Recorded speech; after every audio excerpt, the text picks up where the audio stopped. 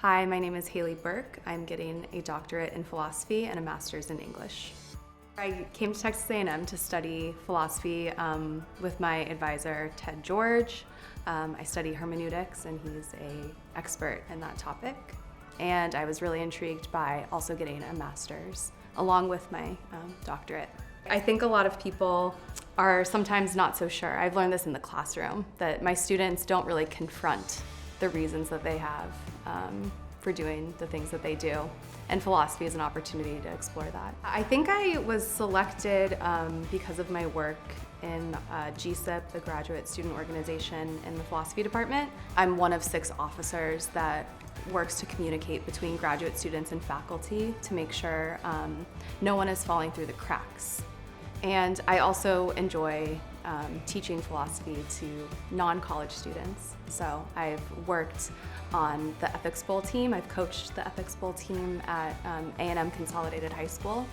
And I also teach philosophy to young children during the Philosophy for Children summer camp through Texas A&M. I'm motivated to take on leadership roles because I don't think you can just imagine a good world. I think you actually have to actualize it.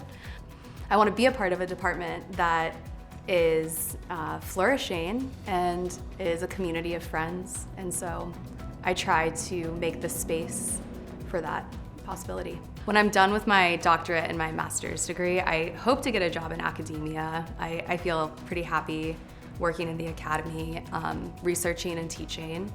So I hope to get a position somewhere that balances those efforts. I want to continue my research, maybe travel abroad to do so with really interesting scholars, and teach and share philosophy with students, ask them the deep questions.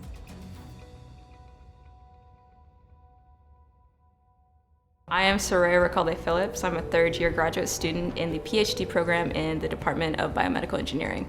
When I was in high school, I realized I was good at science and math, and I also understood that I wanted to contribute to the medical space, but not as a doctor. I didn't feel like I was equipped, kind of mentally and emotionally, of what that kind of would take or to be a doctor. So when I was in undergrad or applying to undergraduate school, I realized there was a biomedical engineering major, and I thought that was a perfect fit of medical applications of engineering principles.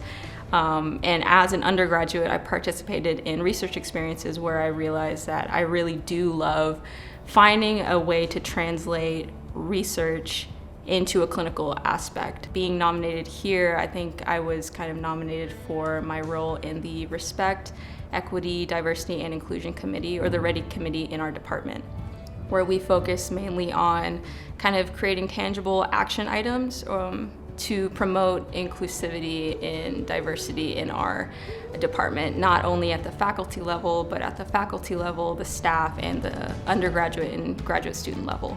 From what I know about myself, I can go in academia or in industry either way. But regardless of which way I go, I want to impact the community and not just be there to take a position. You stand on the shoulders of giants. And if I'm going to be a giant in one aspect, you need to be able to prepare yourself to hold somebody on your shoulders. And I think that my roles in this leadership position, it's really driven by the fact that I want to give something to someone else. It's like that idea of giving back. I think that's just something inherent that I always want to do because I want to leave a space better than I found it.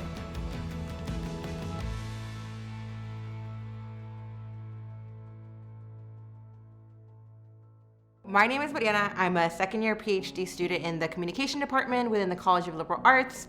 My area of specialization is organizational communication and media culture and identity. When I first got admitted, I was extremely nervous and hesitant. My master's and bachelor's institution is a fraction of the size. So coming to one of the largest public institutions in the country was nerve-wracking. And what I knew I had to do coming in here in order to build a proper foundation that I can build up on was to surround myself by people who support me and support the work that I do, and that's what I've done.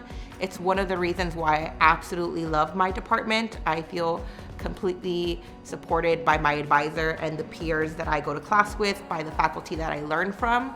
And it's been challenging and difficult on the day-to-day, but knowing that I have somebody who I can walk into and tell them that I'm having a challenging or difficult time with, and having them help me and validate my experience is wonderful. So like many graduate students, or many students in general, I suffer very deeply from imposter syndrome. So there's a voice inside my head that says that I shouldn't be here. It was an accident. There was no way that I could have been admitted to this program. There's no way I could have gotten nominated for this award. And it's a very big voice inside my head that just doesn't go away ever. And I realized that it's very prominent within graduate school. So I wanted to actively pursue roles and situations where I could lessen that voice for other students and be a mirror to them and point out that they deserve to be here, they deserve to take a space, that no one accidentally admitted them into this program or any program, and that their effort is worthwhile and worthy. What I think about this award in general is that it makes me really proud to see that respect is an important aspect of the culture within the university, and that people are being recognized for it. Community building is difficult to do in a large university like Texas A&M, and knowing that the effort that I'm putting into this and that other students are putting into it is being recognized is really exciting.